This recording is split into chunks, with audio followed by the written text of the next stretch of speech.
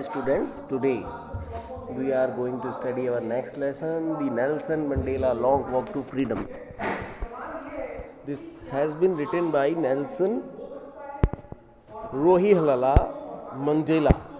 तो इस चैप्टर को पढ़ने से पहले हमने इसमें बहुत सारी चीज़ें हैं वो हम इसको देखेंगे. Apartheid is a political system that separates people according to their races. Race means होता है कौन काला है, कौन गोरा है, कौन पीला है, छोटा कौन है, लंबा कौन है. ये सब रेस के हिसाब से होता है. जैसे एशियन रेस हो गई, अफ्रीकन हो गई, अमेरिकन हो गई, यूरोपियन हो गई. कैन यू से which of the three countries named below such a political system until very recently. तो 3 दिया गया. यूनाइटेड स्टेट्स ऑफ अमेरिका में भी सिस्टम था, ये ऑस्ट्रेलिया में भी सिस्टम था और साउथ अफ्रीका में भी सिस्टम था. बट इन फर्स्ट और लास्ट में जो सिस्टम था वो काफ़ी पहले ख़त्म हो गया था, बजाय साउथ अफ्रीका में 1990 में ये ख़त्म हुआ है जाके. Have you heard of Nelson Mandela? Nelson Mandela का नाम कभी सुना? Mandela and is African national Congress spend a life time fighting against apartheid. पूरी ज़िंदगी ये लड़ते रहे किसके खिलाफ? इसी सिस्टम के खिलाफ. Mandela had to spend 30 years in prison. Finally, democratic elections were held in South Africa in 1994 and Mandela became the first black president of a new nation. तो साउथ अफ्रीका में 1994 तक यही उठापटक बनी रही, उथल पुथल रही सरकार में, और मंडेला पहले ब्लैक प्रेसिडेंट बने नए साम्राज्य के. In this extract from this autobiography, ये पूरे का पूरा लेसन एक्चुअली में थोड़ा सा हिस्सा लिया गया है एक किताब जिसको खुद नेल्सन मंडेला में लिखी है. और नेल्सन मंडेला ने उस किताब का नाम क्या रखा है? उस किताब का नाम, 1 मिनट बता रहा हूँ, उस किताब का नाम रखा है लॉन्ग वॉक टू फ्रीडम. अब देखिए, Mandela speaks about a historical occasion, the inauguration. Can you guess what the occasion might B?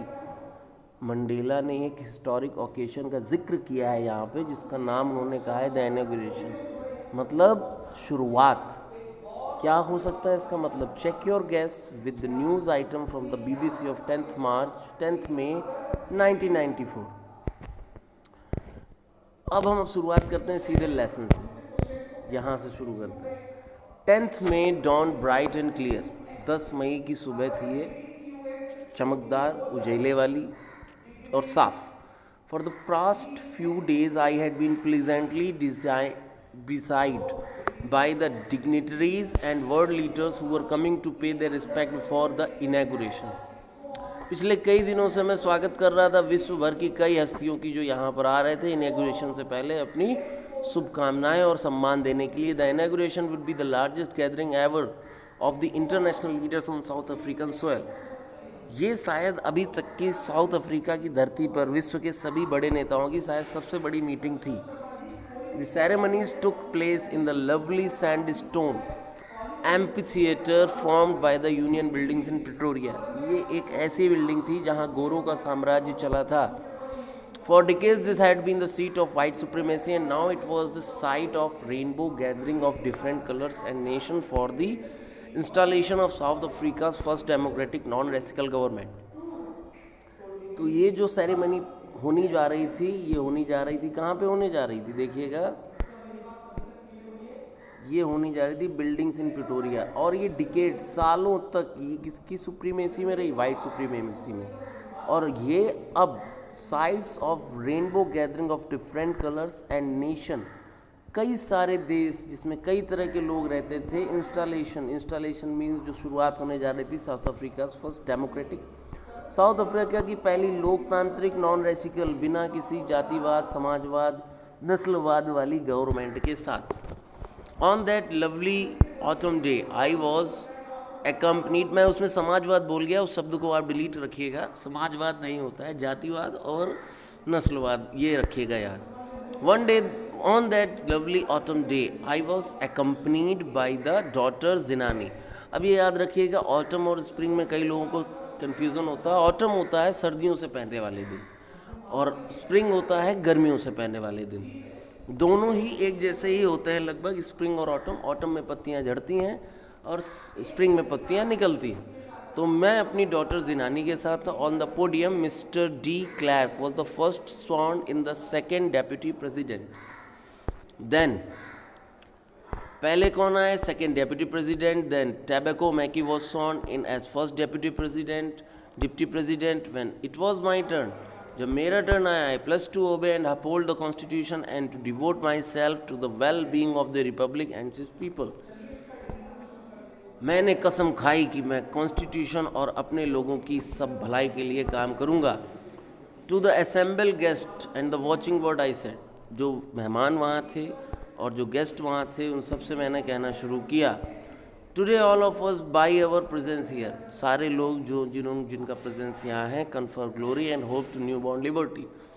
Confer means होता है यहाँ पर हम देने आए हैं अपना सम्मान और अपनी आशाएं एक न्यू बॉर्न लिबर्टी को, out of the experience of the extraordinary human disaster that lasted too long must be born a society of which all humanity will be proud.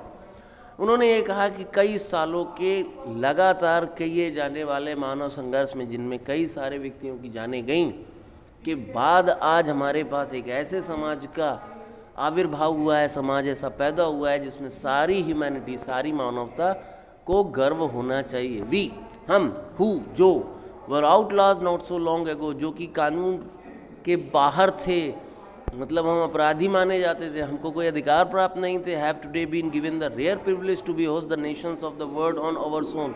आज हमें एक लाभ मिला है कि विश्व के सारे समाजों के विश्व के सारे जो देश हैं उनको अपनी धरती पे आमंत्रित करने का.